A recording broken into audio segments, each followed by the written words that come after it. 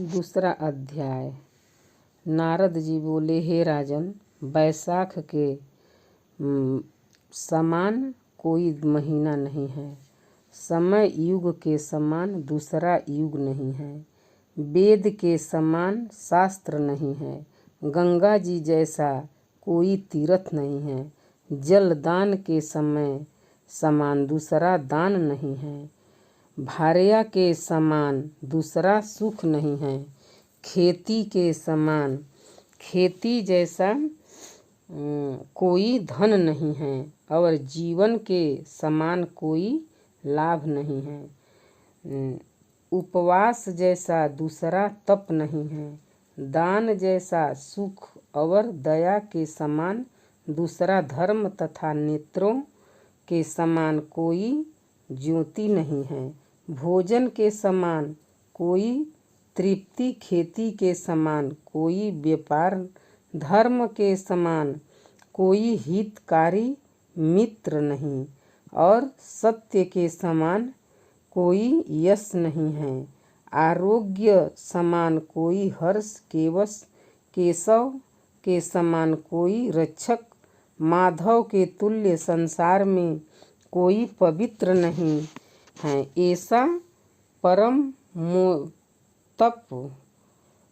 परमोतप बैसाख मास शेष साई भगवान को सदा प्यारा है। भगवान के प्यारे इस महीने को जो लोग बिना व्रत किए व्यतीत किए रहते हैं, वह धर्महीन होकर शीघ्र ही पशु योनि पाते हैं। उनका कुआं, बावड़ी बनवाना, बगीचा लगवाना आदि सभी धर्म वृथा हैं। उनका कुछ फल नहीं होता। जो मनुष्य बैसाख मास में नियम पूर्वक भोजनादि करते हैं, वे विष्णु भगवान की सायुज्य मुक्ति को अवश्य प्राप्त होते हैं, इसमें संदेह नहीं। संसार में अनेक प्रकार के दान और व्रत हैं, परंतु उनके करने से शरीर को अत्यंत परिश्रम होता है। उनसे संसार में बार बार जन्म लेना पड़ता है। परंतु बैसाख मास में केवल स्नान कर लेने से ही प्राणी आवागमन से छूट जाता है। सब दान करने से जो पुण्य होता है, संपूर्ण तीर्थों में स्नान करने से जो फल मिलता है, वह सब बैसाख में केवल जल दान करने से ही मिल जाता है। जिसमें जल दान करने की सामर्थ्य न हो, वे ऐश्वर्य की इच्छा करने वाले दूसरों से कहकर जलदान करावें। वह कर्म भी सदा सब दानों से अधिक हैं। तराजू के पलड़े में सब प्रकार के दान और दूसरे जलदान रख कर तो तौलें तो जलदान भी ही भारी निकलेगा। जो यात्रियों के लिए प्याऊ लगवाकर जलदान करता है, वह अपने करोड़ों कुल का उद्धार कर विष्णु लोक को जाता है। हे राजन, प्याऊ लगवाने से देवता, पितर और ऋषि सब निसंदेह अत्यंत प्रसन्न होते हैं। जो प्याऊ लगा थके हुए यात्रियों को संतुष्ट करता है, उसके ब्रह्मा, विष्णु और शिव सब देवता प्रसन्न होते हैं। जो जल की इच्छा हो तो जलदान करें, छाया की इच्छा हो तो छतरी दें, और हे राजन, जो विजय की इच्छा हो तो बैसाख में पंखा दान करें। जितने दान बताए हैं, उनमें जल दान, छत्र दान और पंखा दान सब में उत्तम है। इन्हीं का दान बैसाख में अवश्य करना चाहिए।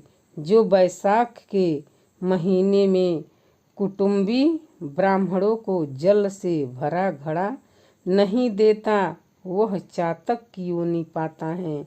जो प्यासे महात्मा को शीतल जल पिलाता है उसे हे राजन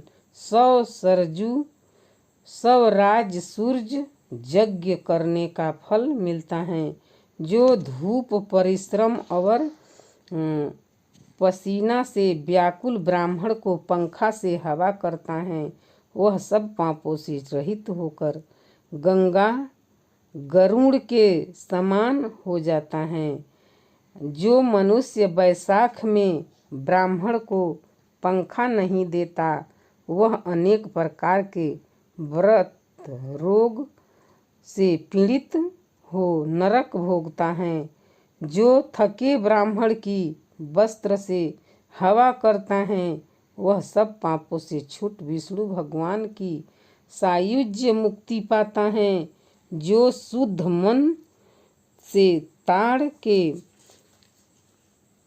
ताड़ का पंखा दान करते हैं वे सब पापों से छूटकर विष्णु लोक को जाते हैं। तुरंत श्रम दूर करने वाले पंखे का दान नहीं करने वाले अनेक प्रकार की यातनाएं भोगकर संसार में पापी होते हैं। हे राजेंद्र, आध्यात्मिक दुख की शांति के निमित्त बैसाख मास में छत्री दान करना उचित है। जो मनुष्य विष्णु भगवान के प्यारे इस बैसाख मास में छत्री दान नहीं करते उनको कहीं छाया नहीं मिलती और वे महाक्रूर पिशाच बन पृथ्वी पर घूमते हैं। बैसाख में जो खड़ाऊ दान करते हैं वे यम दूतों को तिरस्कार कर विष्णु लोक को जाते हैं। जो बैसाख मास में जूता दान करते हैं उन्हें नरक की यातना नहीं भोगनी पड़ती न उसे संसार के दुख सताते हैं। ब्राह्मण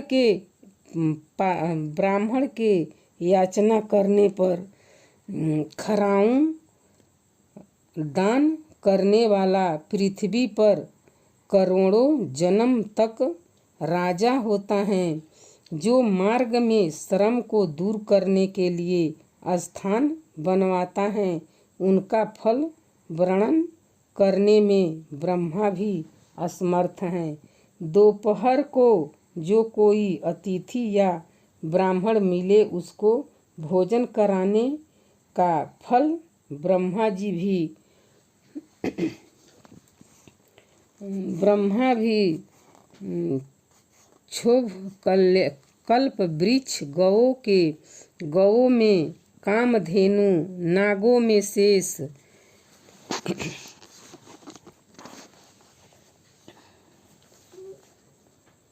पक्षियों में गरुड़ के समान देवों में विष्णु वृणों में ब्राह्मण प्रिय में वस्तुओं में प्राण और मित्रों में भारजा के समान है। नदियों में गंगा के समान तेजस्वियों में सूर्य शास्त्रों में चक्र धातुओं में स्वर्ण वैष्णव में शिव जी के समान रत्नों में कौतुभ मणि तुल्य धर्म के लिए सबसे उत्तम मास है।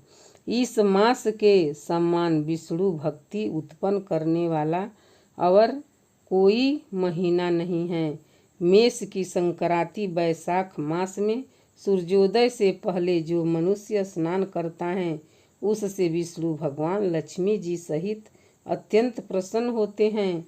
जैसा अन्न से सब प्राणी प्रसन्न होते हैं वैसे ही बैसाख स्नान से निसंदेह विष्णु भगवान प्रसन्न होते हैं। बैसाख स्नान करने वाला मनुष्य और जो बैसाख स्नान करने वाले मनुष्य और जो मनुष्य देवता वेद करता है वह भी सब पापों से छूट जाता है। मेष की संक्रांति में सूर्य से पहले प्रातः काल एक बार भी स्नान कर लें भगवान के आह्वान करता है वह महापापी भी स्वर्ग लोक पाता है। बैसाख मास में स्नान करने से ऐश्वर्य जो मनुष्य एक पग भी चलता है वह उसे 10,000 अश्वमेघ यज्ञ करने का फल मिलता है, इसमें संदेह नहीं। या एक ग्राचित हो जो ऐसा संकल्प भी करता है उसे भी निसंदेह 100 यज्ञ का पुण्य मिलता है। वैशाख स्नान के लिए मनुष्य स्नान के लिए धनुष बराबर भी जो मनुष्य चलता है वह संसार के बंधन से छूट वैकुंठ धाम को जाता है। ब्रह्मांड भर में तीनों लोकों में जितने तीर्थ हैं या राजेंद्र वे सब नगर बाहर के थोड़े जल में भी रहते हैं। अर्थात वैशाख मास में स्नान के लिए किसी तीर्थ में न जा सके तो नगर के बाहर किसी जलाशय में स्नान करना चाहिए।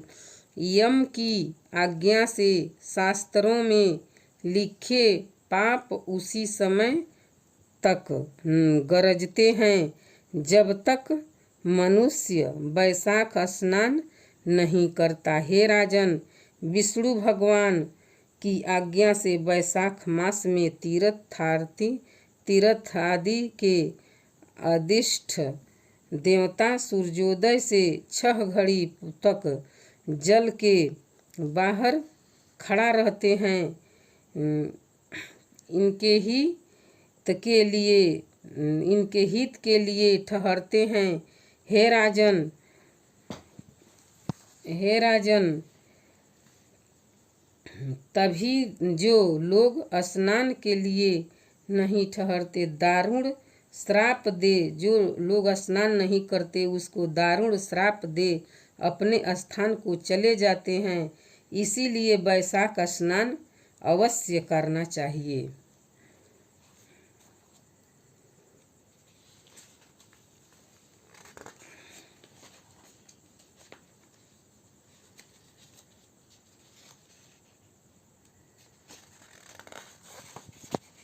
हे राजन, आनंद मनुष्य को तत्काल तृप्ति करने वाला है। संसार में अन्न दान के समान कोई दान नहीं है। जो मनुष्य मार्ग से थके हुए ब्राह्मण को आसन देता है उसके पूर्ण करने की ब्रह्मा में भी समर्थ नहीं है। भूखे मनुष्य को स्त्री पुत्र घर वस्त्र अलंकार आभूषण कुछ भी अच्छे नहीं लगते। पेट भरने पर ही सब अच्छे लगते हैं।